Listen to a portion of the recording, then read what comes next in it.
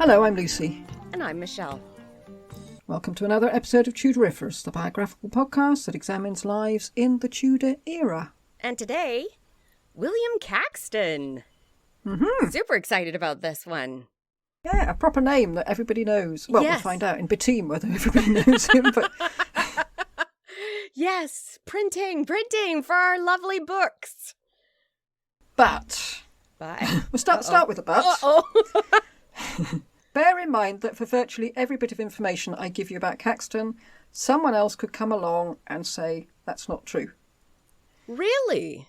Caxton seems to be an incredibly bickery source of study, with each historian slagging the others off, but where they've decided he was born or where he started printing. Oh, And then they goodness. accuse each other of having pet theories and speculating. Oh, dear. And then they launch into their pet theories and speculations. Although I do find that I love a good bickering session between scholars. They really get into it. They do. But I just thought, now in two of the books I read had a whole chapter on where he was born. And I thought, does it matter? Does it matter? Yeah. Why? Why does his birthplace matter? We've got tons of people that we have no idea where they were born, but they still had important, influential lives. It's William Caxton, I think. Okay, well, well, so it'd be like having Darwin or somebody like that. That you'd think, right, we want the kudos of having him born at our place. For future reference, I was born in Maple Ridge, British Columbia. I was born in Aylesbury in Buckinghamshire, as my accent will probably give away. Born in the home counties. There you go. No confusion. If anybody wanted to know. Oh dear. Well, rather going down the same route, I have made an executive decision that I'm going to choose one and stick to it for each argument. Okay. Okay. Otherwise, we'll be here all day. I can't believe we'd have a whole episode just on his birthplace argument. Yes. That's just ridiculous. Well, we're not. Okay. I'm accepting one, and I'm going to say that's where it was. But bear in mind, other people have other ideas. Come with me, if you will, to a wind. It seems ages since we've done this. Come with me, if you will, to a windswept monastery. A lone monk sits in the scriptorium, lovingly transcribing a text onto vellum. He has just finished painting a picture of Jesus on the cross inside the large O at the start of the chapter. A fellow monk comes in, clutching a parcel. "Still working, Brother John?" he asks. "Still working, Brother Jacob," he replies. And then, seeing the parcel, he says, "What is that you have there, brother?" "Books," says Jacob, untying the cloth from around them. "Lots of books," he continues, and he throws them one by one on Brother John's lectern. Lots of books, and all exactly the same. The end is nigh. Yes. I thought you were going to say, and thump, his brush goes across the page.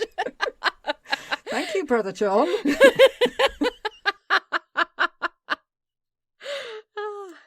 Caxton was born in Kent. Okay. We know that. That is definite.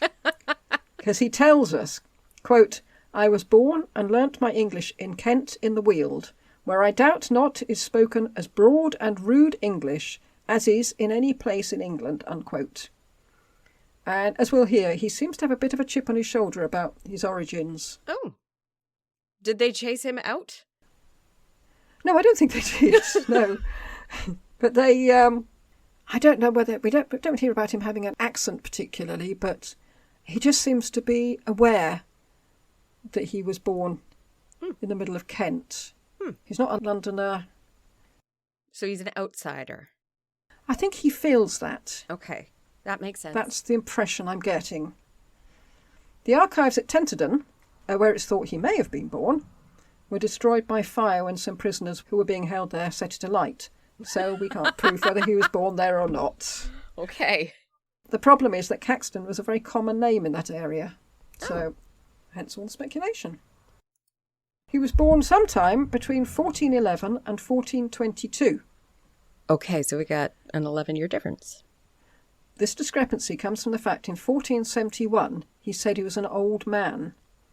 So much of the discussion that's taken place is to how old is old. Oh, no. Okay. Yeah.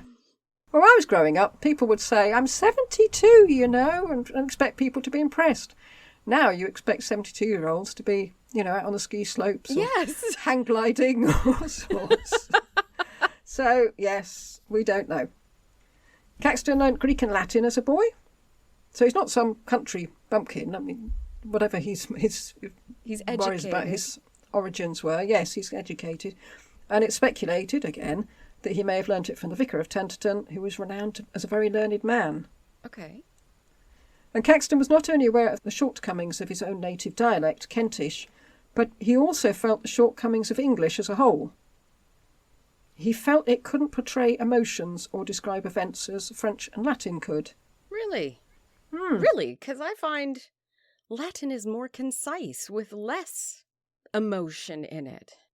Well, we're used to modern English that's collected Right. words Very true. from all over the world, and we've got Shakespeare who's given us loads of more words. We've just got massively bigger vocabulary than he would have done, I suppose. Yeah. Okay. Just before Caxton started his education, there was a period of transition.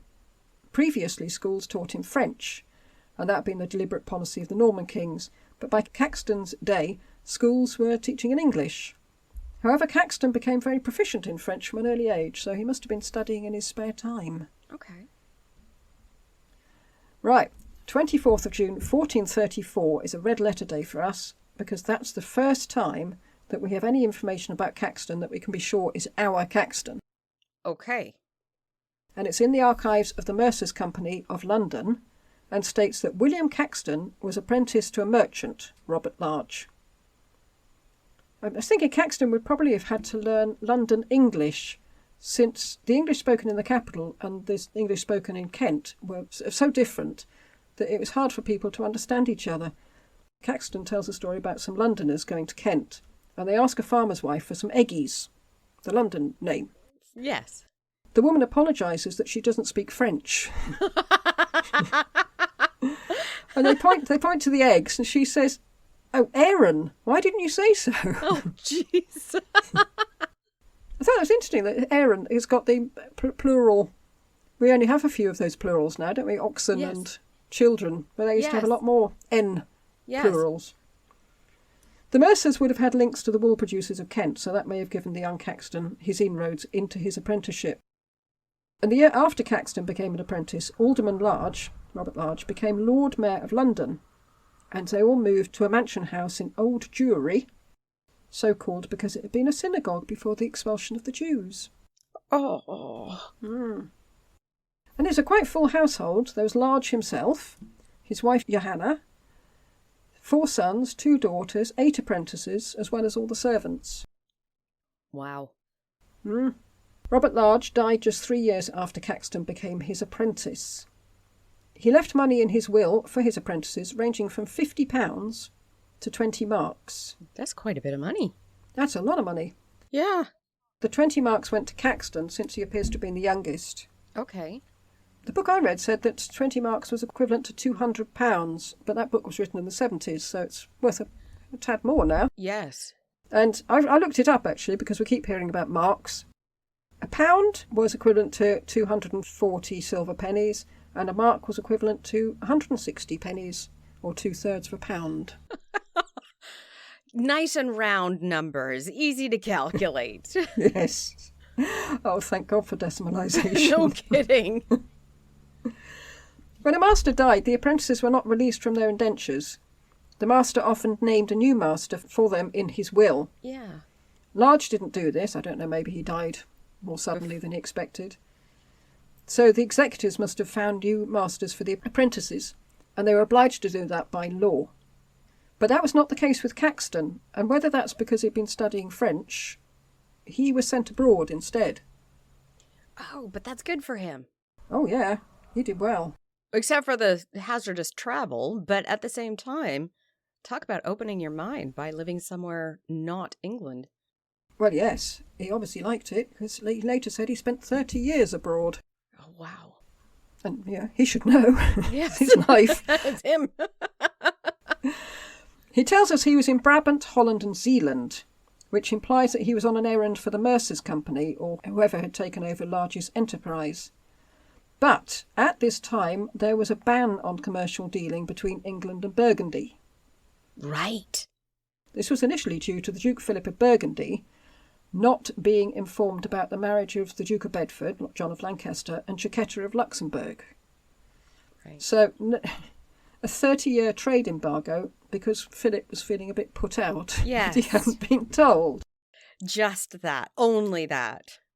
That's what I read. There might be more into it, and that perhaps is the straw that broke the camel's back. I don't know. No English goods were allowed onto the continent except through Calais. And in fact, the law read, quote, all wools, wool fells, hides, lead and tin, and divers other merchandise passing out of the realm of England, the lands of Ireland, Wales, and Berwick upon Tweed.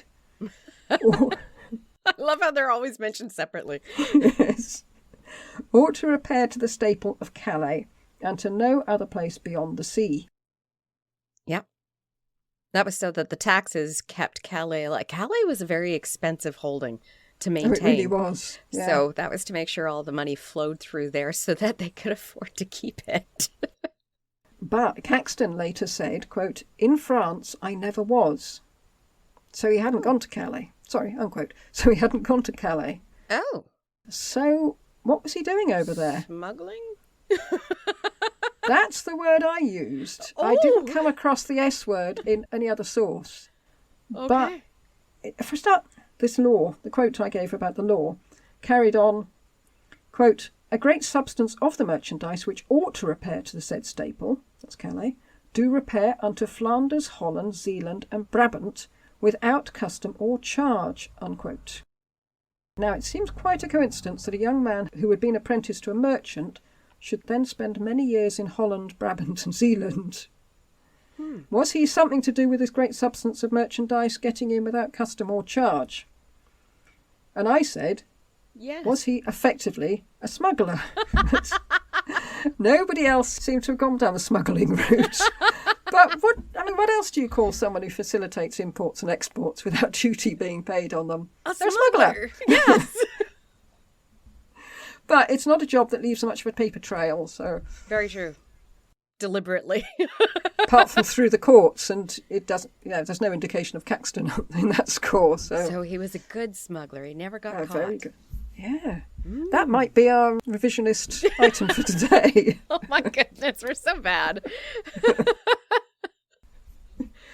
In January 1449, he stood surety for a man accused of owing money. The judge found in favour of the complainant, so Caxton and another man had to pay £110, which shows that he was already doing very well for himself financially, if he could pay up. And survive paying up. Yes. Wow. And agree to the surety in the first place. I mean, he must have known it was a possibility. Yes.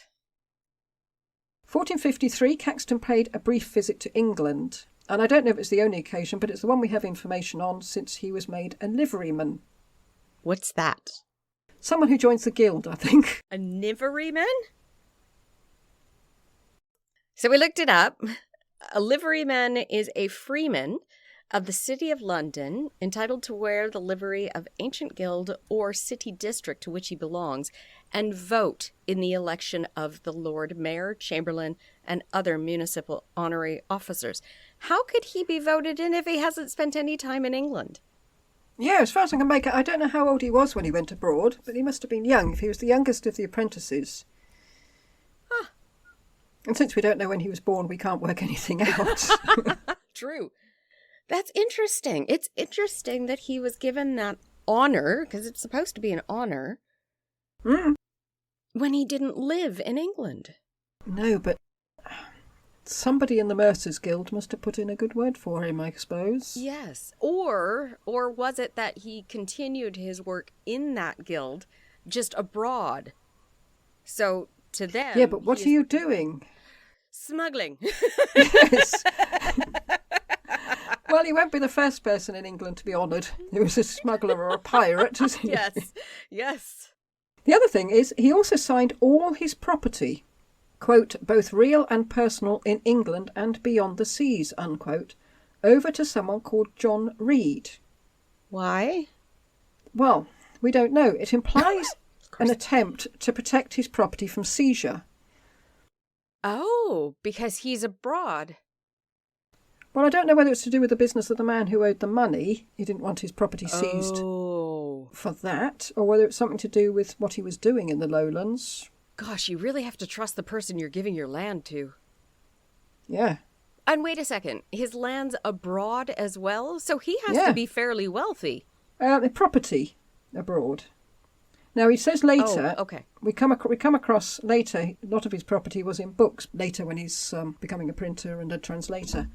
But I don't know, could a lot of his property be in the sort of things that he's dealing in? Probably. You get it for wholesale. Do you know what we're doing? We're speculating. Yes, we are. Yes. While he was in England, there were intimations that Caxton was acting as an intermediary for Margaret, Duchess of Burgundy in some sort of personal deal she was making in England. This isn't our Auntie Margaret. Okay. This is the wife of Philip the Good, but our Margaret comes into it later. Okay. On his return to Bruges, Caxton gained greater links with the Burgundian court, and he seems to have been responsible for buying books and manuscripts, because Philip the Good had a very big library. Right. Then there are 10 years where we know nothing about Caxton's life. Of course. We're not even speculating, we know nothing. Sometime around this date, Caxton became governor of the English merchants in Bruges. So it's a big office. Mm-hmm. He would have had to live in the Domus Anglorum. And we heard something similar in Jakob Fugger's episode when he lived in a German enclave in Venice. Yes. Well, Caxton's having to live in the English enclave in Bruges. The fact that they put them in enclaves to keep them all separate. Well, it's quite a restriction because there's a curfew. Oh. And women weren't allowed on the premises. Oh. So it's a bit like boarding school, I thought. Yes. Well, he's a smuggler. He'll get them in. That's true. Just to put this in a timeline, 2 years previously, Edward IV had gained the throne following the Battle of Towton. But this should have made it easier for Caxton since Edward preferred Burgundy to France. But he did pass legislation to protect English cloth and price foreign cloth out of the market, even though English cloth was generally inferior. So, I don't know, swings and roundabouts there, I think. Mm-hmm. The embargo may be up, but he's pricing them out anyway. Mm-hmm. Caxton was on the up and up. Not only was he well in with Philip the Good, but in 1464, Edward IV issued a commission to, quote, his trusty and well-beloved Richard Whitehill and William Caxton to be his especial ambassadors, procurators, nuncios and deputies to his most dear cousin, the Duke of Burgundy. So Caxton was given the commission to draw up a new treaty between the two countries. Wow. I noticed procurators was one of the things on the list. Perhaps that's what he's doing. He's not smuggling, he's procurating. Yes. Relations were still a bit sticky between the two countries until Charles the Bold took over in 1465. And within 2 years, a treaty was drawn up restoring trade between England and Burgundy. And Caxton can be given the praise for that. He did most of that. Hmm. And he became the personal envoy between Edward and Charles. Part of his job as governor of the English merchants was checking on weights and measures, because they were really hot on infringements of weights and measures at this time, don't they? You hear of bakers selling one loaf that's underweight and the whole of their cart is confiscated. Yes, same with cloth. Cloth was the same way. You put it on tenterhooks to make sure it was the right size. Otherwise, it was confiscated. You lost the cloth. And you were fined. Big fine as well. Caxton was also authorised to settle all disputes between merchants, and he could stand in judgment along with the jury. Wow. He also had to supervise the sealing of every parcel that left the city. Interesting. So he's a customs officer. It seems to do everything. Yes. Now a good friend of the podcast makes an appearance. Margaret of York. The proper one. Oh. Caxton may well have had a hand in brokering her marriage to Charles the Bold. Really? Along with Lord Hastings and Lord Scales. That's Edward Woodville, the toothless one. Within a year of her wedding, Caxton was in Margaret's employment, and he was now the most influential Englishman in the Netherlands. Wow. Yeah. And he's not of the nobility. No.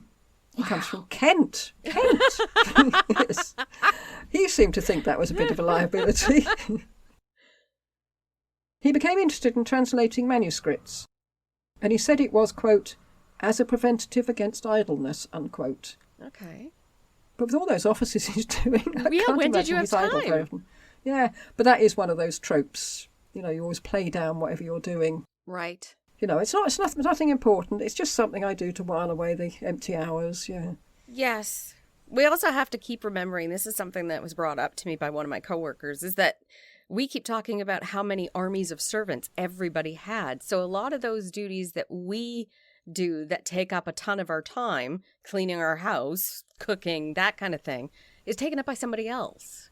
Yeah. Yeah. God, that sounds nice, doesn't it? Yeah. Dreaming for a second. Yes. What would I do with all that spare time? I know. Where's my books? Certainly he translated some things for Margaret, because she was an avid reader, and Caxton had access to the manuscripts that had now become a sizable part of the overseas trade that he was responsible for. Okay.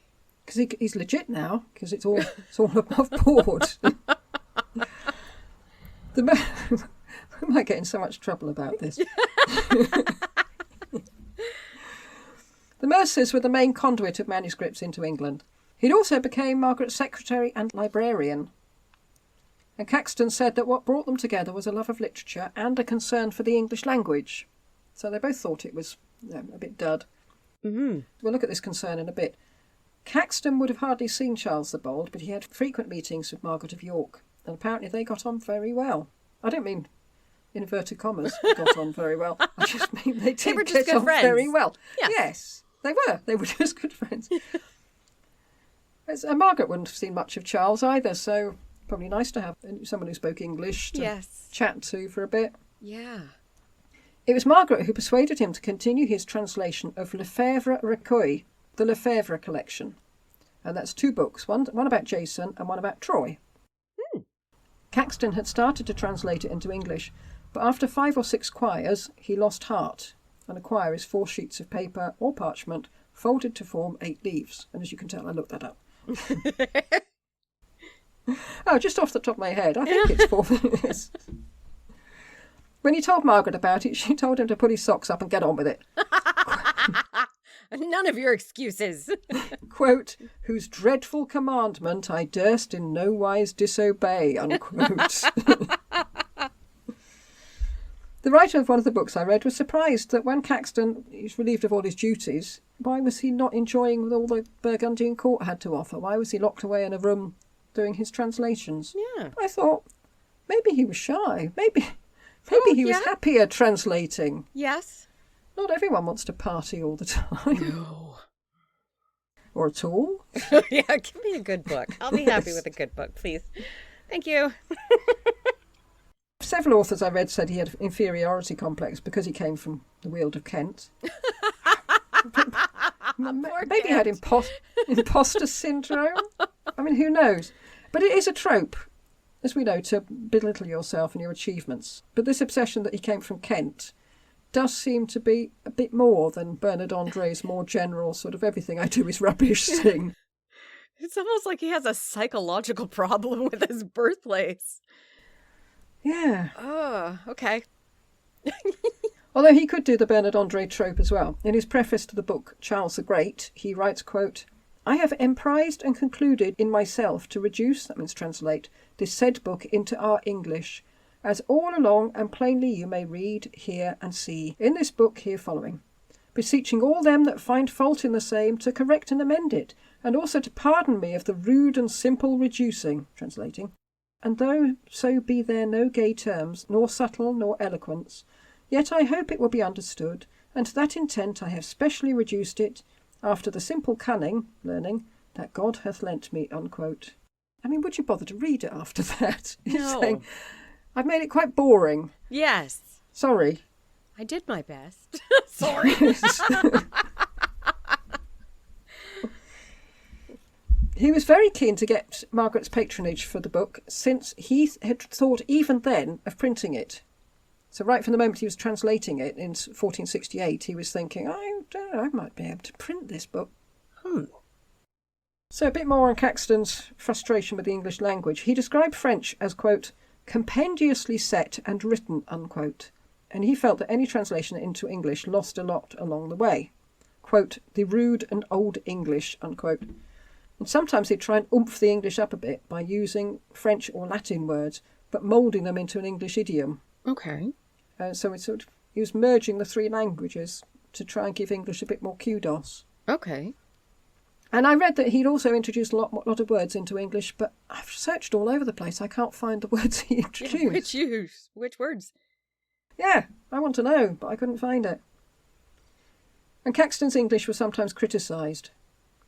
Quote, I have translated this book into English, which is neither too coarse nor too refined, but using phrases which are understandable, God willing. And thus, between plain rude and curious, I stand abashed, unquote. He's really selling this. It's as though he's sitting there thinking, I just don't know what to do. I'd like to just write the plain English, but I don't know, that's so dull. Why did I put this word? Well, no, people won't understand it. And he just seems to be constantly thinking, oh, I don't know, I'm abashed. Jeez. The work he translated reflects his own interests, albeit by proxy. The Order of Chivalry, which is a work we'll come across when we look at the Morte d'Arthur, Feats of Arms of Chivalry, and the Noble Histories of King Arthur and of certain of his knights. He berated the youth of England, quote, O ye knights of England, where is the custom and usage of noble chivalry that was used in the past? What do ye now, but go to the bagnios and play dice? Bagnios are either bathhouses or brothels, so... Leave this, leave it, and read the noble volumes of St. Grail, of Lancelot, of Galahad, of Perceforest, of Percival, or Gawain, and many more. There ye shall see manhood, courtesy, gentleness, unquote. It might be a heartfelt cry that stemmed from the carnage of the War of the Roses, because there wasn't a lot of chivalry in that. And as we've already recorded our episode on the Morte d'Arthur, we know there was very little courtesy and gentleness in that story. Yeah. So it's all a bit make-believe, this chivalry thing. Around this time, he gained a new patron for his translation, Anthony Woodville, Earl Rivers. Oh! He must have personified everything Caxton believed a knight should be. He was a soldier and a champion jouster, but he was also a poet, scholar and translator. He performed in the jousts for Charles and Margaret of York's wedding, where he broke 11 lances, which I presume must be a good score. Yeah. That means that they got hit at least 11 times. Gosh, what a painful thing to do. Yeah, we see a bit of their relationship, Anthony Woodville and Caxton, because we find out what Caxton thinks about women. Uh-oh. And we find that out from a book translated by Anthony Woodville, in which Caxton teases him about the fact that he omitted to bring up that subject, suggesting that some fair lady had desired him to leave it out of his book. So he's usually quite toadying to his patrons, but this sounds a lot more friendly. Yes. So I think, there's a better relationship between those two. But how he sees women is, quote, the women of this country be right good, wise, pleasant, humble, discreet, sober, chaste, obedient to their husbands, true, secret, steadfast, ever busy and never idle, atemperate in speaking, and virtuous in all their work. Or at least, should be so, unquote. So, sting in the tail. Yeah, you'd never hear the likes of other people doing that. Like even Polydore Virgil was like sycophantic, sickly sweet until he decided he didn't like the Tudors anymore. Yes. There was no teasing in any way, shape, or form. No. This is different. I like it better. We found out a lot about Caxton's thoughts in the prologues to the books. He comes across as a more likable person because of it. He does. Yeah. We don't find much about his life in these prologues, but then why would you? I mean, these been sent to noble patrons and kings and things. They don't want to know what he's up to. It's not your diary. But we do find his thoughts. Yeah. And his opinions. So it's nice. Yeah. And because we don't hear about his life, we didn't know whether he was married or not. He never mentioned a wife, and living in the Domus Anglorum, he'd have had little chance of getting a wife, unless he smuggled one in, obviously. However, Gairdner, the 19th century historian, who's one of the few historians who write about Henry VII's reign, found a document in 1874, and it was a court case between Gerard Crop, a merchant tailor, and his wife Elizabeth, daughter of William Caxton. And it is definitely our William Caxton. Okay. So he had a daughter, so presumably he had a wife. Oh. Unless she's just an acknowledged... Well, they didn't say natural daughter. No. So, yes. The outcome of this case was that the two should live apart, Elizabeth and her husband, and neither should, quote, vex, dew or trouble in each other, unquote. So I don't know what they've been up to.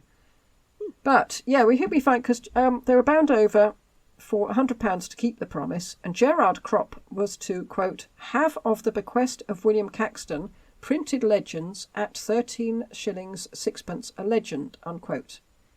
So this implies that much of Caxton's property at this time is in the form of books. Okay.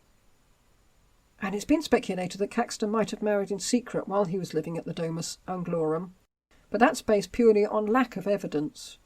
It's argued that if it married out in the open, there would be evidence. There is no evidence, so he must have married in secret. Well, which I thought was shaky arguing to me. Yes, because did you scour every church in every city he'd ever been in? Precisely, yes. Yeah, no evidence is not evidence. Yeah. Don't like that.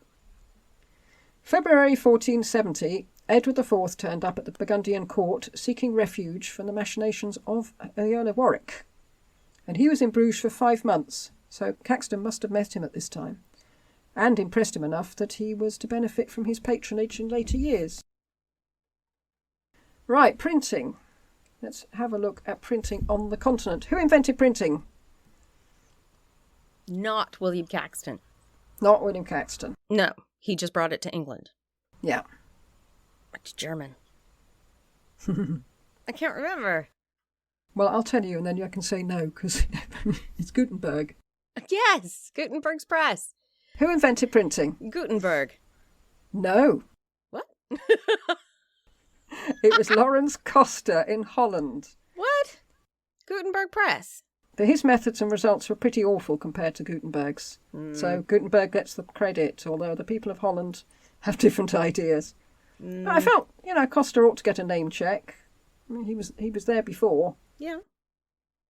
But Gutenberg's printing is still considered stunningly beautiful, which is more than could be said for Coster's. But people have been experimenting with movable type since 1425. So it had been around. Yeah. It's not as if Gutenberg just suddenly thought, hey, I know, and brought it out of nothing. It was a thing. He might have perfected it. But it wasn't. I always assumed that he'd entirely invented it, but no. But he did it so beautifully. He was a goldfish. Goldfish? He was a goldsmith.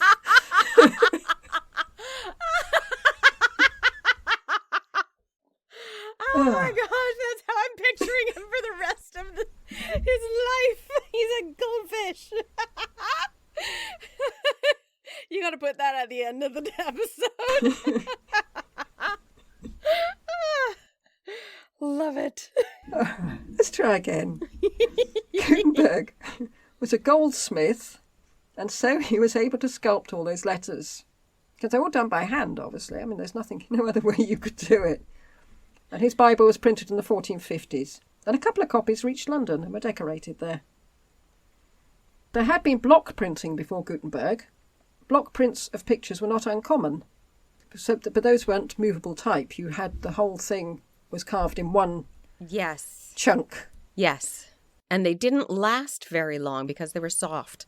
Ah. That was part of the problem. That's one of the reasons why it stayed so expensive at the time. And I learned that through Terry Pratchett. And then I looked it up to see if he was right, and he was. Yes. Oh, I should imagine he does his homework. Did his homework, yeah. Do you know what the prime stimulant to block printing was? The item that was printed more than any other. It was not the Bible. Not the Bible. I don't know what it actually was. I can't remember. But I know it wasn't the Bible. The playing card. Really? Yeah. Yeah, that makes sense. Playing cards were a recreation that straddled the classes. Yes. Everyone played cards. Everyone did. And many printing blocks were made to manufacture cards. But these were done secretly since there were several attempts to ban playing cards. Yes, because of gambling. Yeah. I know Edward IV did, yeah. Same with dice. Given how printing took off, and it is very popular even to this day apparently, there was a huge prejudice against it at the start. But Gutenberg was not a man to be put off by a little thing like public derision. But if we are to look at a body of men who like to hold back progress at this time, where would we look? Everywhere. Well, I was thinking specifically of the church. Oh, okay. They had a virtual monopoly on the production of manuscripts. Right, because they were actually making good money having the monks do all that. They weren't really paying the monks. The money went into the entire running of the church. Yeah. It wasn't just that. The church also wasn't keen for works of literature to end up in the hands of just anyone. Yes. Not just the Bible. Yes. Any works of literature. Yes. And paper had not long been relatively common in Europe, and it wasn't until the 1430s that it was manufactured in Europe, in France. And it wasn't followed up in other countries for a further 50 years. England had its first paper mill in 1494, but it only ran until 1507, outdone by better French paper. So, no paper, no printing. Yeah. Huh. Yeah, and the Gutenberg Bible was printed in the 1450s at the same time as Gutenberg was selling all his books to pay off his debts. And part of that must have been the expense of getting enough paper to do the job. Oh, right. Doesn't always pay to be an innovator. The next character on the printing scene was Peter Schoffer of Manz. He devised a method whereby the characters could be single cast rather than cut out. So we're getting closer to being able to actually change those words to anything. Well, I presumed it meant rather than individually carving things like Gutenberg was doing, he must have made a mould to put them in. But he swore everyone he told about the process to secrecy, and it stayed secret until 1462 and the sacking of Manz. Manz was sacked by an archbishop. That makes no sense whatsoever. And he's rather appropriately called Archbishop Adolf. Oh, okay, that makes more sense. But then Peter Schoffer's servants all ran off to different countries and the cat was out of the bag because they didn't need to keep Stumm anymore. And within 4 years... Within 4 years, presses had been set up in Cologne, Switzerland, Spain, Holland and Belgium. And it was in Cologne that Caxton first came into contact with the printing press. Unless you talk to some other historians who say something different, but most say Cologne. Okay. And it's sometimes thought that printing must have been more accurate than the manuscript written by a tired monk with poor eyesight in an ill-lit monastery. But in fact, there was far more scope for mistakes. The compositor, the one who set up the letters, yes, had to set the letters back to front and upside down. Yes. And if there were a mistake, that would be there for as many copies as were churned out. Yes. And this was a great worry to humanists, because mistakes in the printing of classical texts would then be spread across the Western world, and so would supersede the original text. Have you ever seen Red Dwarf? Yeah. Where his... Rimmer's family got a book that was printed wrong, so hop instead of hope. So they hopped back and forth to church. I was just thinking of that in the Middle Ages, because people took things like that literally. They did, yes. Well, there was the Bible with thou shalt commit adultery as well, wasn't there? That was very popular. Yes. How many of the great thoughts of the ancients have been dissected by the scholars over the centuries and might actually have been misprints in the printed text? You had to be sure how many copies you wanted of each book, because as he finished each page, the compositor would take the page apart to use the letters for the next page. So he couldn't just run off more copies. And that was a problem for printed copies. They would go out of print. If you missed a run of copies, that was it. You've missed your chance to get the book. Oh, right. Okay, that makes sense. Because it's not like they're going to just run one off for you because it takes too much time to set it up. But there is someone who can run one off for you, and that's a scribe. Yes. So scribes would sometimes be employed copying from a printed text. Oh, could you imagine how boring your life would be if you were just scribing the same book over and over and over again? Well, I got the impression it was more people would say, look, I want this book, I've just borrowed it off somebody, can you copy it out for me, and then I'll have it. Mm.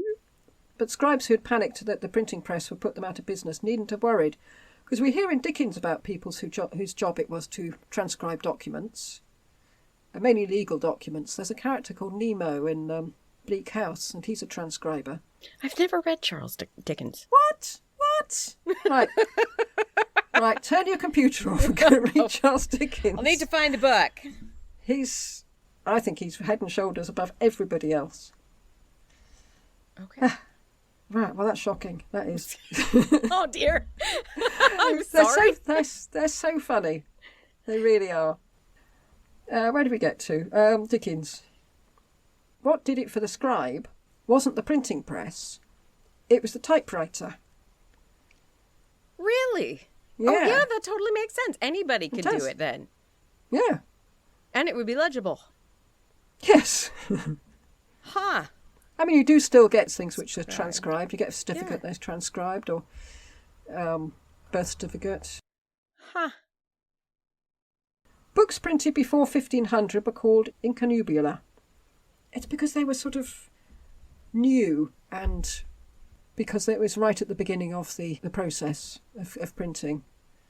So, and also because they were made to look like transcribed documents. They even made it look more like a manuscript by using rubrication. Sorry, they used what? Rubrication. Okay. Not lubrication, rubrication. Okay. The first letter of a paragraph was larger and coloured red. Right. Okay. And I know what you're talking about. That would have been left blank in the printing, and then a scribe. Oh. You're talking about boring jobs. He'd come along just the first letter. Fill in the first letter of the paragraph. Oh, but you could have fun with that every once in a while. They didn't seem to be illuminated. They were literally just. Yeah. No, I meant the letter. By changing the letter and changing the word with the first paragraph. Not sure it'd last that long if you did that. A couple of interesting facts about printing. Italics were based on Petrarch's handwriting. Really? So somebody wrote slanted, and that's where they decided to make it italics. That's cool.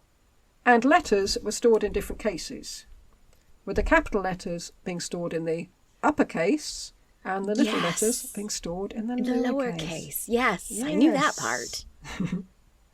The look of the library changed after printed books took off, because a large library of manuscripts would have contained around several hundred texts. A large library of printed books would have thousands. And before, the library would have consisted of a series of lecterns, so people would have read these beautiful illuminated manuscripts on a lectern. But with paper books, they could be stood upright on shelves, much like we see them now. I want somebody to give me an illuminated manuscript. I can't afford one. Well, I missed your birthday this year, so... Unfortunately, the owners of libraries would sometimes throw out the old manuscripts. They've got printed ones now, nice shiny printed ones. Right, back to Caxton. That's brief diversion through printing. Caxton was middle-aged before he became a printer. He was in his 40s. Really? Yeah, because we always think of him as the printer. Yes, like his entire life. Yes, no, only part of his life was printing. Huh. At the end of the third book of Caxton's translations of the histories of Troy, he said, quote, "I have practised and learned, at my great charge and expense, to ordain this said book in print, after the manner and form as you may here see. And it's not written with pen and ink as other books are, to the end that every man may have them at once." Unquote. So that was his mission, that every man should be able to get their hands on books. I like that bit about, and it's not written with pen and ink as other books are. It's all sort of, look at it. And we don't know for certain where and when Caxton learned how to print. this may have been quite a cloak and dagger business. The people of Haarlem actually imprisoned people who came there to, as they would see it, steal the secrets of printing. And there's a story that's long believed to be apocryphal, but we'll go for it anyway. It might have a kernel of truth, you never know. That Caxton and another man were sent to Holland with £1,000 from King Edward, which they spent on bribes and backhanders. And then they petitioned the king to send them 500 more. And eventually they persuaded a print worker named Corselis to leave his workmates under the cover of darkness and sneak into a ship that they had waiting. And he was whisked over to England, but it's thought that London wouldn't be safe, so he was taken to Oxford under guard and held there until he taught them the art of printing. What seems more likely, though, is that Caxton just rocked up in Cologne and said, "I'd like to learn printing, please." And they said, "Yeah, okay, sure." He found a man who could provide them movable type, and then he returned to Bruges and set up his own press. Huh. Wait, in Bruges? Back in Bruges, yes. Oh, so he didn't bring it to England right away? Not yet. No, we're not there yet. Oh my goodness. No. This is not the way this goes. First he's doing it when he's like 20, and he's doing it in England, in Kent. I'm choosing Kent. No, none of them. None of them. Huh. Also, he gained the patronage of Margaret of York to print the Histories of Troy, which was the first book printed in the English language. The second book was the game and play of the Chess Moralised, which he dedicated, rather bizarrely given the circumstances, to George, Duke of Clarence. What? Maybe Caxton felt he was in need of a few morals, I don't know. Yes. You are a bad person. But George was apparently the favourite of Auntie Margaret. So it seems weird, but then you look at what the choices were and you think... So maybe Caxton was trying to curry favour with her. That makes more sense than... Yeah. We actually don't know much about George. For all we know, he was a very good guy and he saw that his brother was a wastrel. No, I've read a book about George. Oh. No, okay. No. Everything you think about him is true. Oh dear. His main assistant in Bruges was... Terry Pratchett? Wynkyn de Worde. Wynkyn de Worde. Oh. Isn't he in Terry Pratchett? He is, but they were not assistants in any way, shape or form. Ah, well, he was a loyal servant of Caxton and came with him to London. So I think we might do a cameo on him. There's certainly a fair amount of information on him. More than Caxton, that's actually the printers in William de Worde's... Oh, which book is that? Hold on. Ah, yeah. So it's Terry Pratchett's book, The Truth. And William de Worde is basically a newspaper person. All right. And the printing press operators are dwarves. Oh, okay. So not an assistant in any way, shape, or form. And he's called William de Worde, is he? William de Worde, yeah. Yeah. I think it's Wynkyn de Worde or something, but probably. I put it on Google Translate and it just spelt out Wynkyn. It didn't try and say it. So what was Caxton printing? Apart from literary works, he printed statutes for sale to lawyers, vocabularies, phrase books, works for the use of the clergy, and, of course, indulgences. What? Oh, right. Yes. Right. He concentrated on books in English and translated from French, so they would have only been of interest to people in England. They wouldn't have the universal appeal of books in Latin, which must be one hell of a risk, really. Yes. But that's what he decided to do. He didn't just print in English. Out of all the books he printed over his lifetime, 68% were in English, 28% were in Latin, and 4% were in French. But, I mean, that's quite a risk. Right, here you go. In the autumn of 1467, Caxton moved back to England. Okay, finally. You are now old and you are far too late for me to think of you as a printer. Whether that was for commercial reasons or whether it was because there was a decline in trade with England and the Low Countries and relationships had taken a nosedive again, we're not sure. The following year, Charles the Bold was killed in battle and had his face eaten away by wolves again. and then the French annexed Burgundy, so it was a good time for Caxton to leave. Yeah. Run! Yes. In the book called Cathon, he wrote, quote, "Unto the noble, ancient and renowned city, the city of London, I, William Caxton, citizen and conjurer, not sure what that means, of the same, owe of right my service and goodwill. In my young age, much more wealthy and prosperous and richer," that's a bit of tautology there, "than it is at this day." He's talking about London there, not himself. "The cause is that there is almost none that intendeth to the common weal, but only every man for his singular profit," unquote. Bit of a closet communist as well, I think. But yeah, I suppose everyone says that. It was lovely in my day. We could leave our doors open. Yes. Yeah. Yeah, look at it now. Everybody says, every generation says that the next generation sucks too. Yes. And they do. No manners. No. Just sitting looking at their screens all day. Mind you, I've got 2 screens open here. My phone, Me too. My phone's over there. I have 2 gigantic screens in front of me right now. So did Caxton set up his presses in England purely for mercenary motives, that he thought he'd make a fortune out of it? Or was he, well, I thought he might be like those people who make a packet in the city and then feel quite burnt out and then move to the country to become Thatchers or to open an organic deli or something. But it seems unlikely that Caxton could have banked on making his fortune. Both Costa and Gutenberg had got horribly into debt. It was a very risky business. And Caxton may have thought that if he had the monopoly on printing England, how could he fail? But there were plenty of other printers who could show him precisely how he could fail. Yeah, being at the forefront of technology means taking risks, because there'll be a lucky few, but most will fall by the wayside. I was thinking about all those .com businesses that went under. It must have been a similar situation when printing first started. Everybody jumps on thinking this fat, but how could lots it of people not fall off? Yeah, but everybody wants to read, don't they? No, I really don't think they do. Apart from the cost of setting up the press in the first place, just finding enough paper was a nightmare and a huge expense. So if there were books left unsold, that could easily mean bankruptcy.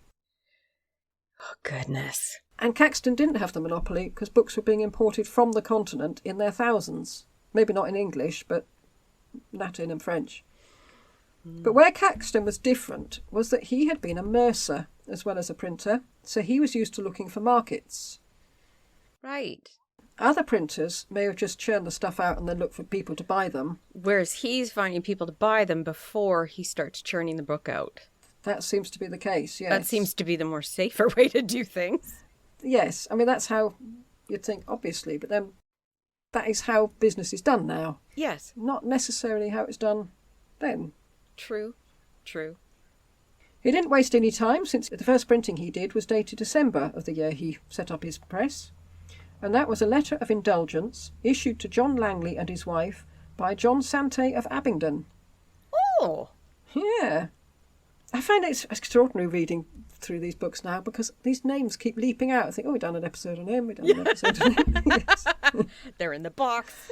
Yes.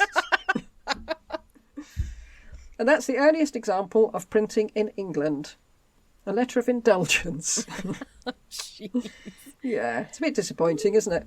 But Caxton started with small items like this, and that may be why he avoided the financial disasters of the other printers. Yeah. He had to cut corners too. His early printings are not very pretty to look at. In one work, he used 130 different types of paper due to the difficulties of getting his hands on the stuff. Right. How would you find a supplier that was consistent? He was short of typecasts, the actual letters, so sometimes he'd leave a gap. But unlike Bernard Andre, he'd actually get a scribe to fill it in. He used I and Y indiscriminately because of the shortage of letters. For the same reason, he'd sometimes leave the last E off words. And he didn't use punctuation. Was punctuation invented by then? I Like think full so. punctuation? I know it was developed over time. Oh, that's another episode coming on now in the history of punctuation. I don't know, maybe I'll have a look on the History of English Language podcast, which is brilliant, by the way. Everyone should listen to it. He may surely have done an episode on that. I'll look it up and put a link to it if he's done one. Okay. Initially, Caxton didn't justify the page. In other words, he didn't make the left and right margins straight as we have them in books now. Why do we do that? Just neater. Sorry, that's a squirrel. Yes. But when he did, he was quite happy to add an extra letter or to take one away if it would level up the margins. And that's why it's hard to say. It's been said that printing standardised English. No. No, because the spelling was subservient to the look of the page. And that explains why you can get 2 or 3 different spellings in the same book. You think, well, surely you know how to spell it. You've made a choice, but no, it didn't fit on the line, so it took that letter out. In about 1482, Caxton set up shop in Westminster Abbey under the sign of the Red Pale, and I'm not sure. I looked up what the sign of the Red Pale would have looked like, but I couldn't find anything. And this made sense because there were already bookstalls there. Caxton had an actual bookshop where he sold the works he printed. I'd never really thought of bookshops being around at this time. No, not at all. I assumed it was just a printing works and then they would go off and be distributed by somebody, but no, he had a bookshop. Really? There had been confusion about its whereabouts in Westminster, but it's now thought to be at the East End, near where Chaucer lived, and Chaucer's house was still standing when Caxton started his press. And apparently it's where the statue of King George V now stands. So if you want to look for it, go and stand and pay your tribute to Caxton. That's where it was. And it's interesting he should choose to set up in Westminster, since the church had such strong views about the ungodliness of printing, calling it, quote, the contraption of the devil, unquote. But obviously the church had mellowed since then, or at least the Abbot of Westminster had. Wait, they had the swans. What do you mean? He was becoming more liberal? What are you allowing now? Since you have swans. And by swans, we mean women of ill repute. Yes. They didn't run the brothels. They only took the rents.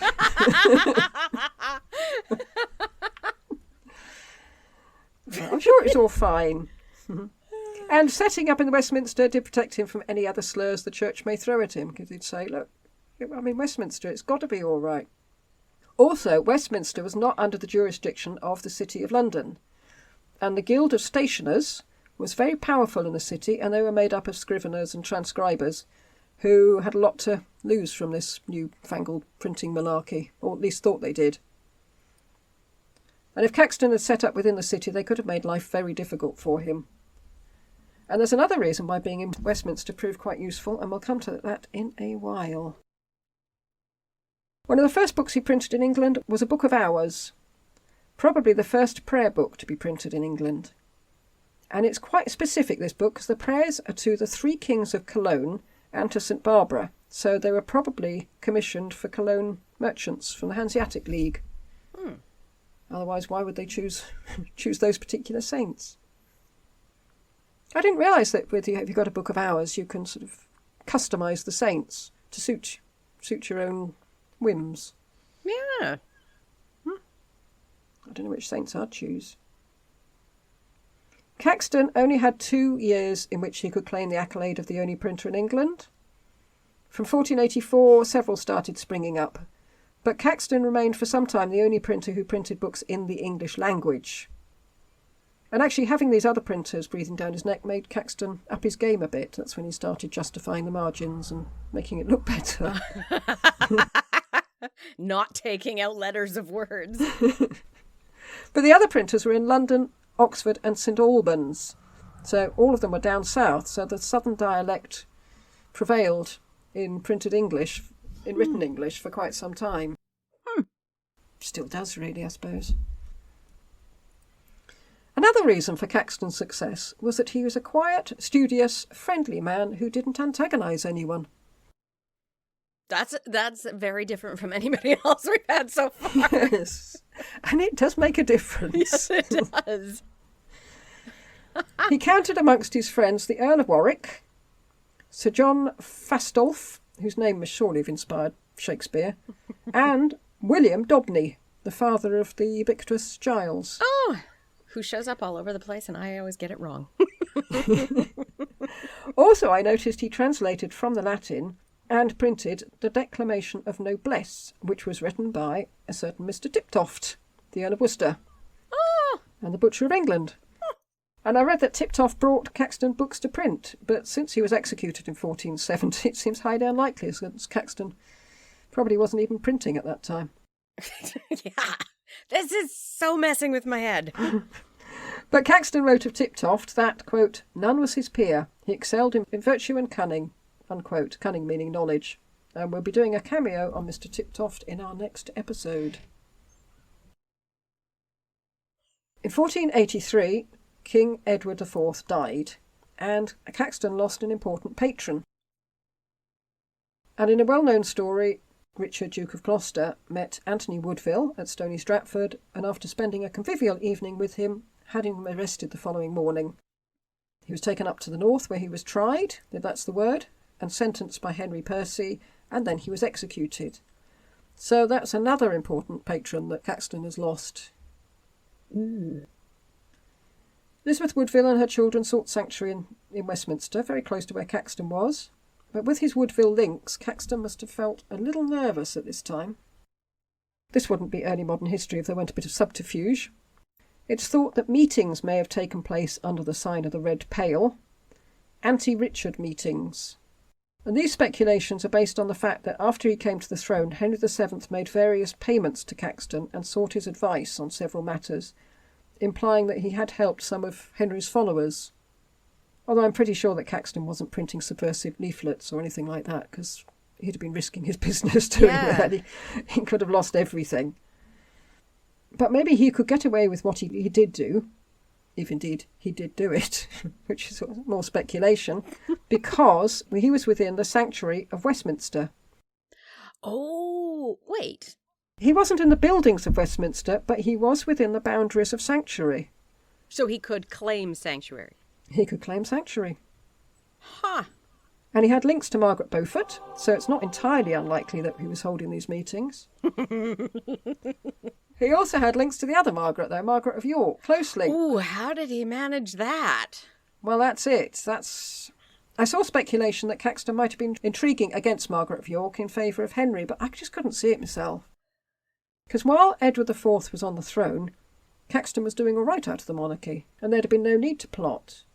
And by the time Richard came to the throne, Caxton was already in England, so he probably didn't have the same links that he had before with Margaret of York, so I couldn't see that. When Richard became Protector, Caxton was in the middle of printing the Golden Legend, which was a hagiographical work. But now he was in a quandary. He couldn't postpone the printing, or he'd lose money, and yet, in the political turmoil, was now the time to start bringing out new publications. It might be difficult to find new patrons at this time when everything was up in the air. Luckily, the Earl of Arundel apparently just wandered into Caxton's shop one day, and when he heard that the Golden Legend might not be published, he agreed to pay for several copies. Oh! Yeah, he just ambled in. Hello, I'm going to give you lots of money. Well, he also offered Caxton, quote, the gift of a buck in summer and a doe in winter, unquote. I don't know what that means. Oh. Is that literal? That's got to be literal. So a male deer in the summer and a female deer in the winter. So it is literal. It's not a phrase. I assumed it was some sort of phrase that it was, a nod and a wink. I'll give you. Oh, maybe it is literal. Oh, I was looking for the phrase all over the place. I just found a lot of stuff about deers. So maybe it is literal. You did say a buck in the summer and a doe in the winter, or vice versa? Buck in the summer, doe in winter. Yeah, so that's normal hunting time for those, because you don't want to take out a doe in the summer because she's got babies she needs to take care of. So you take out the bucks, and then doe is later. Right. Oh, I've been trying to read all sorts of things into that phrase. No. Okay. Yeah. In 1483, he also printed The Knight of the Tower, which had been commissioned some years earlier by, quote, a noble lady with daughters, unquote. Well, that could be anyone, but the noble lady is almost certainly Elizabeth Woodville. But he was hardly likely to say so in the circumstances, since she was in sanctuary just next door. Yeah. And he had to be quite circumspect about naming his patrons. Especially if one was Margaret Beaufort and the other one was Margaret York. You really don't want to say, hey, ladies. And the other one's Elizabeth Woodville. Oh, jeez. Wow. Well, in the original translation of the Curial, Caxton dedicated it to Anthony Woodville, Earl Rivers. In the 1483 printing, the Earl's name was missed off.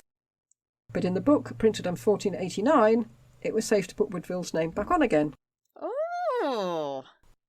And when he printed Charles the Great in Henry VII's reign, he included the name of the patron William Dobney, but referred to him as Treasurer of the Jewels of Edward IV, making no mention of any of the positions he'd held under Richard III. Safe. You walk a tightrope, don't you? Yeah. And during Richard's reign, Caxton didn't name his patrons in his book, but referred to them in a way that if you knew them, you'd recognise them. Which isn't safe anyway. That's not really safe. Well, I suppose he's got the point where he could say, no, I didn't mean him. No, I meant Fred Bloggs, who lives down the road. You have that out, I suppose. In 1484, he printed The Subtle Histories and Fables of Aesop, which he had translated from French. And it occurred to me, this must have meant that all those phrases came into our language through Aesop. It must stem from this printing. Not necessarily, because some of the phrases did come from morals, and the morals weren't put on till later. Yeah? You might well get things like sour grapes, honesty is the best policy, pride comes before a fall, don't make a mountain out of a molehill, to take the lion's share, don't count your chickens before they hatch, look before you leap, a bird in the hand is worth two in the bush, one good turn deserves another, birds of a feather flock together, out of the frying pan into the fire. Wow. And those all come from Aesop's tales, and it was Caxton who translated and printed them, brought them to an English audience. Cool. Yeah. That legacy is still going on now. Oh, yeah. Yeah. Neat. One that April with his sure resorter, the drocht of March hath pierced to the rotor, and bathed every vein in switch liqueur, of which thereto engendered is the floor, etc., etc., etc. The most famous book that Caxton printed, The Canterbury Tales. Yeah. Caxton was a huge fan of Chaucer. Quote, great thanks, laud, and honour ought to be given unto the clerks, poets, and historiographs that have written so many noble books on the wisdom of the lives, passions, and miracles of the holy saints, of histories, or noble and famous acts. He's a great lover of the rule of three, is Caxton. And of the chronicles since the beginning of the creation of the world unto this present time, amongst whom, and especial before all other, we ought to give a singular laud unto that noble and great philosopher Geoffrey Chaucer, the which, for his ornate writing in our tongue, may well have the name of a laureate poet, unquote. With saucy content. Caxton wanted to establish Chaucer as the father of the English language. Because when I went to school, we did for an exam, we did a Canterbury Tale and 2 Shakespeares. But they don't do that anymore, sadly. I was in a different type of English class, and we did Chaucer and a bunch of Shakespeare. They don't do it anymore? No. They don't seem to do whole books at all now. They seem to do anthologies of bits of books. Well, there's several books that I had to read for English that I wish I never had. They're absolutely horrible. They should have come with, like, mental health warnings. Oh, right. Before you read them. Oh, which were they? Animal Farm. Oh, yes. I'm not a big fan of Animal Farm. Yeah. I looked on a website of Christie's, the auction house. A William Caxton printing of the Canterbury Tales was sold in 1998 for £4,621,500. Wow. Yeah. Wow. Caxton wouldn't have dared print a Bible in case he fell foul of the authorities and was accused of lollardy. And also, if there'd been any possibility that the authorities might have banned it, he'd lose money. But he got round this by adding stories from the Bible to the Golden Legend. So, yeah, he did a bit. Probably the most popular of Caxton's translations was The History of Reynard the Fox. I remember we mentioned in the Northern Renaissance episode that the first printing in Holland was Reynard the Fox. Yes. It's very popular. Caxton put a disclaimer in the prologue, quote, "If anything be said or written herein that may grieve or displease any man, blame not me, but the fox, for they be his words and not mine," unquote. So it looks as if you Don't blame me! walking on eggshells during Richard III's reign. Many nobles apparently asked Caxton why he'd taken so long to print a book about King Arthur. And he replied that he hadn't before believed in King Arthur, but that, quote, "one in special said that there were many proofs of his existence," unquote. And that had convinced him. And the one in special could well have been Sir Thomas Malory, who wrote Le Morte d'Arthur. And Caxton was usually quite a straightforward translator. He rarely fiddled with the actual content of the piece because he had too much respect for Chaucer and the other authors. However, he did quite a hatchet job on Malory. For a start, apparently he took out all the crude language. What's wrong with that? Well, he may have thought he put people off printing. He also printed a history of Britain called The Brute, after Brutus, presumably. Okay. Who arrived here after the Trojan War, and Caxton took the original source and finished it, taking it up to Edward IV's time. Right, the description of Britain. I have a copy of it here. It's not an illuminated manuscript. Oh. There it is. Picked it up in a charity shop. Very cool. Nice. It is illuminated and it does have pictures. Illustrated, at least. Caxton printed it in 1480, and it's quite interesting. Caxton didn't write it, but he picked the best bits out of the Polychronicon, which had been translated from the Latin. And that's many stories, Polychronicon. It is all about the history and geography of Britain. And the book starts off, quote, "As Geoffrey of Monmouth says..." Oh dear. I'm out of it right at the beginning. "This island is called Albion, after Albina, the Emperor Diocletian's eldest daughter, who had 32 sisters," unquote. So that's a good start. In fact, Geoffrey of Monmouth mentions the country is called Albion, but doesn't give any etymology for it. Diocletian only had one daughter, and we don't know her name, so she obviously didn't have 32 sisters. So the first sentence is complete rubbish. Yeah, well, Geoffrey of Monmouth. Well, it wasn't his fault in this occasion. He just said it was called Albion. The book goes on to say that others say that it was called Albion because of the White Cliffs, presumably the White Cliffs of Dover, which makes a lot more sense. But then it goes and ruins it all by saying something stupid like, quote, "The Saxons conquered this country and called it Anglia, from being like an angle or corner of the world," unquote. I don't think so. Or it's because St. Gregory saw English children for sale in Rome and thought they looked like angels. Oh, yeah.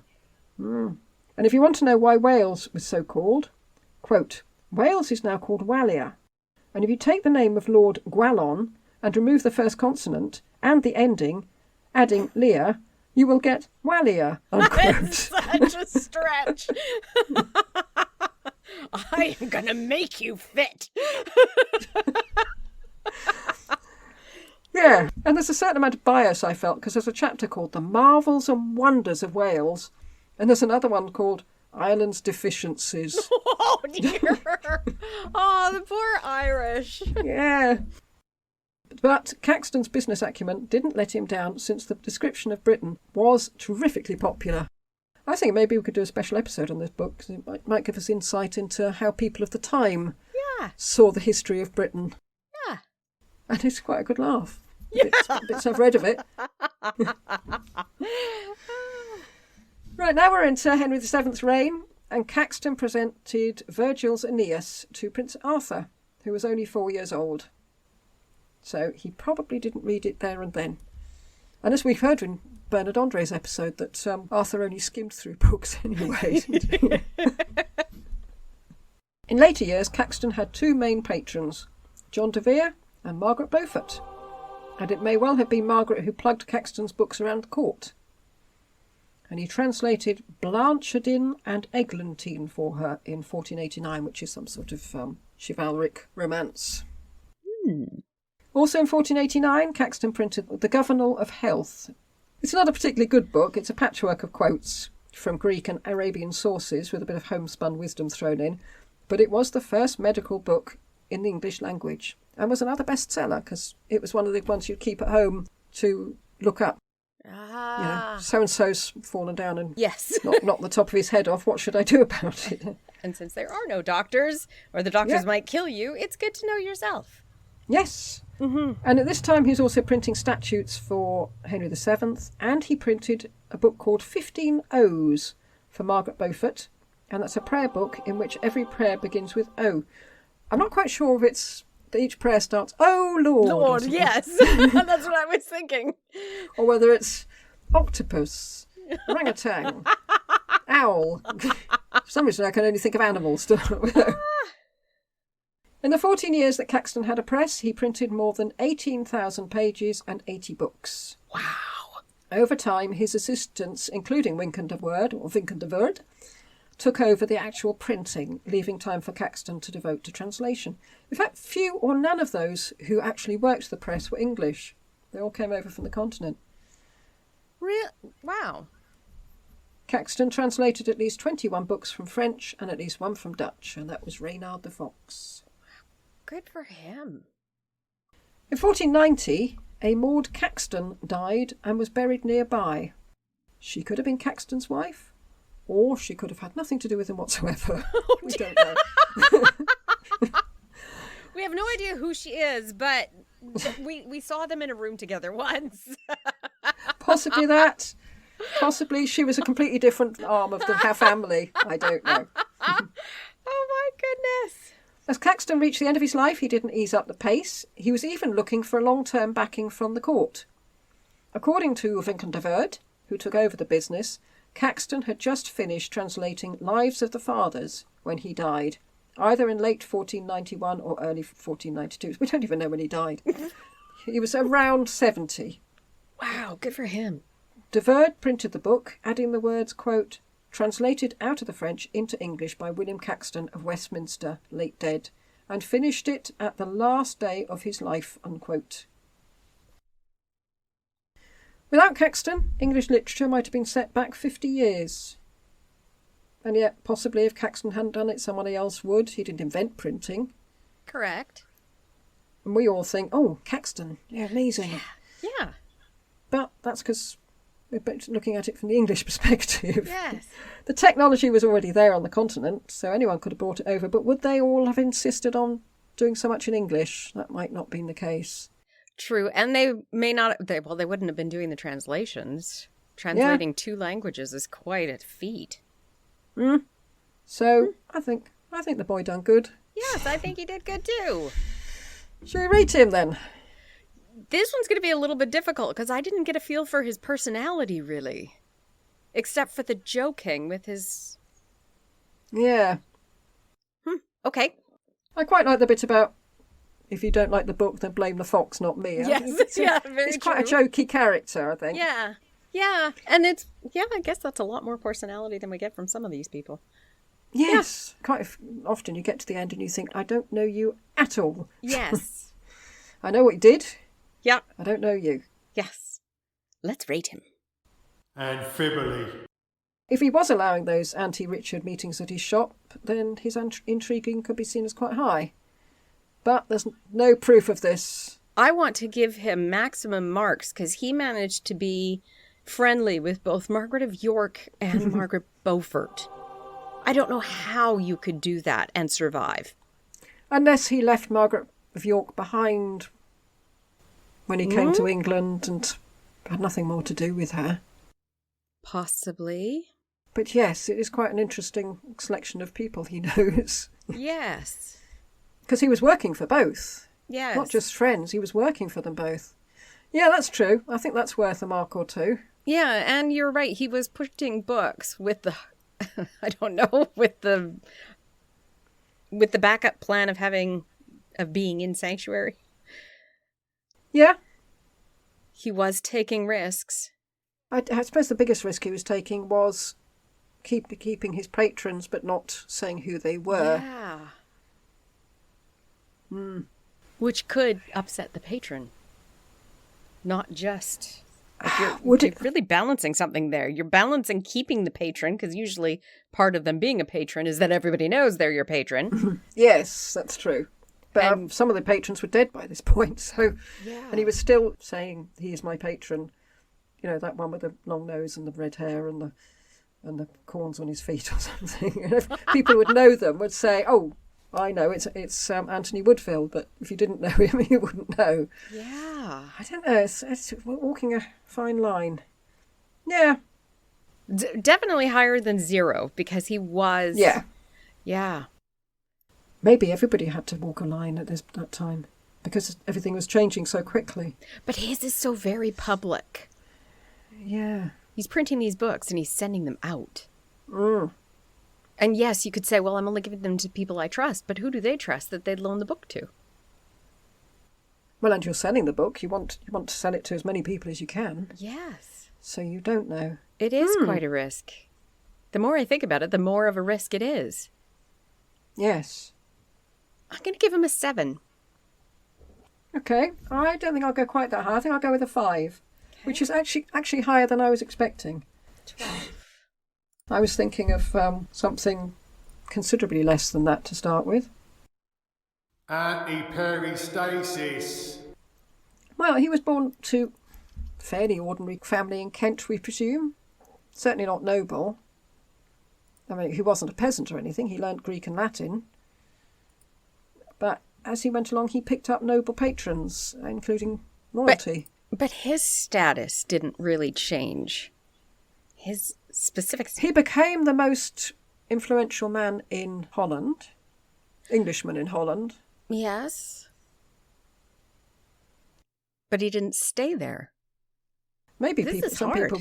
Yeah, maybe some people would have seen becoming a printer as being a step down. Yes. Because he didn't...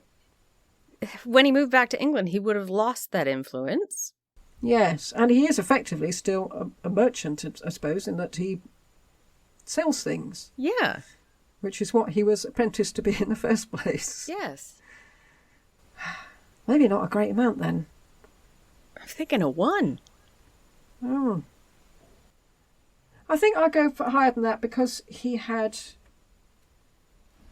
fame, I suppose. People knew him. People whose patrons would know him, and they were very high up. But I suppose they'd know their own servants, wouldn't they? So it's not necessarily the case. Well, I'll go for a 2, I think. Okay. One seems too little for somebody who was the first printer in England. Yeah, but that's the team. Yeah. So 3. Martyrdom.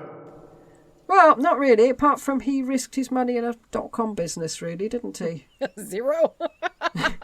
But was that lucky or savvy? I mean, it paid off. Financial martyrdom? I might give him 1 for taking the risk? Taking the risk. Okay, I will give him a 1 as well. That's a 2 for martyrdom. B-team. Massive 10.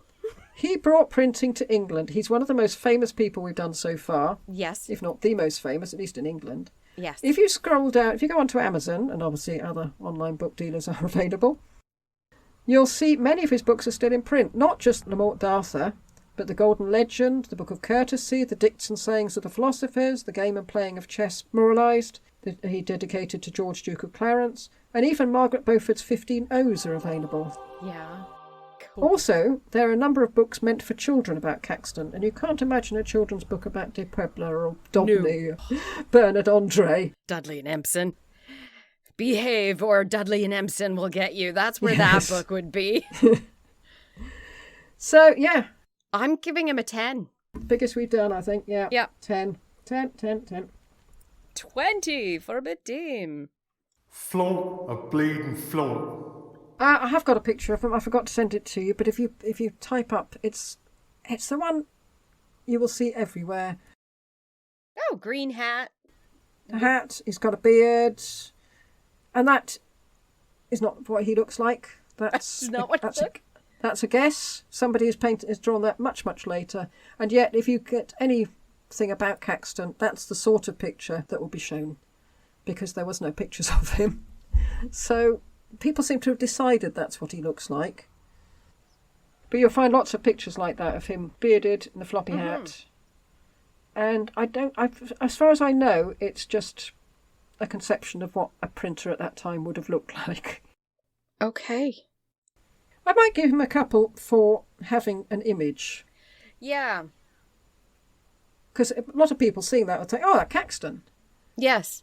Because that's what he's come to look like. Yeah. I'm going to give it a 2.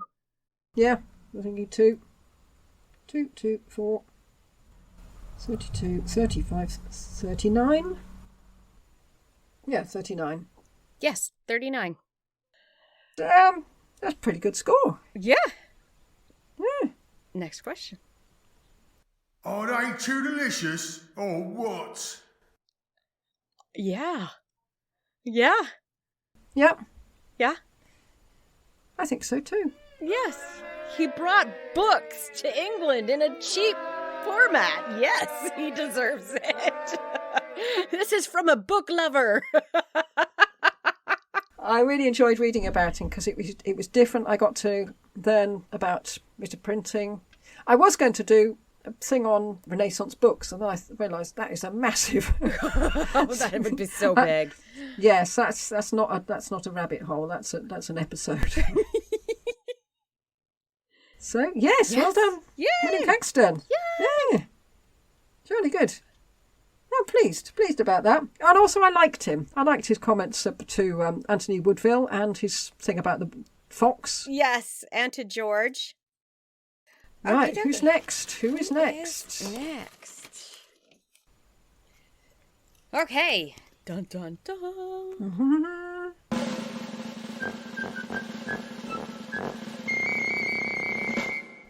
Princess Margaret Tudor.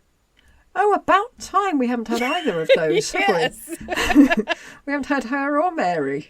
Oh, this is going to pull in Scotland. We're going to go to Scotland. We're back to De Ayala. Oh, good. Oh, this will be good. This will be good. Yeah. Right, yes, that'll be something different again. Yes. Brilliant. And we've been in England for a long time now, apart from Caxton, who was away for 30 years. But we were. Yeah. And it made a nice change to head off to Scotland. It's a beautiful place. Oh, love to go. So thank you very much for listening. That is the end of our episode on William Caxton. We hope you have enjoyed it and will join us for the next episode on Mort to Arthur. Mm-hmm. Thank you for listening. You can find details of the podcast and contact us on TrueTheRiverus.wordpress.com. Email TrueTheRiverus@gmail.com. We're on Podbean and all the usual platforms. Also Facebook and Twitter and Instagram. In the meantime, to be a well-favored man is a gift of fortune, but to write and read comes by nature. Write till your ink be dry, and with your tears moist it again. Goodbye. Goodbye.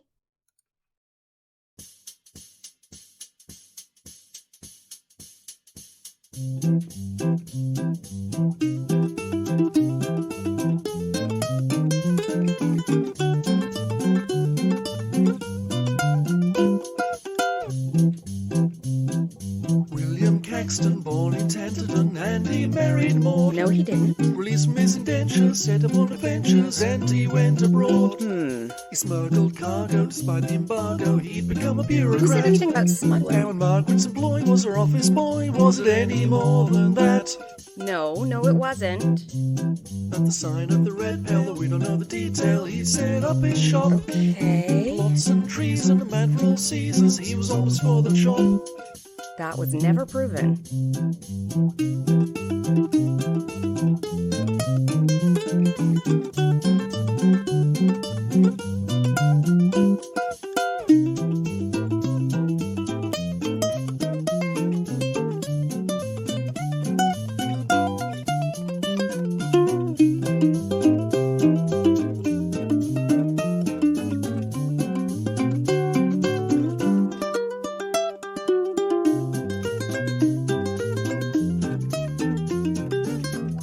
He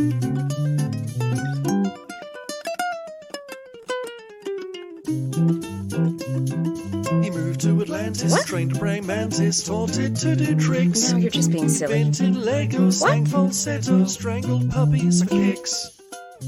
Are you deranged? La la la la la la la la la la la. La la la la la la la la. This will never get past peer review.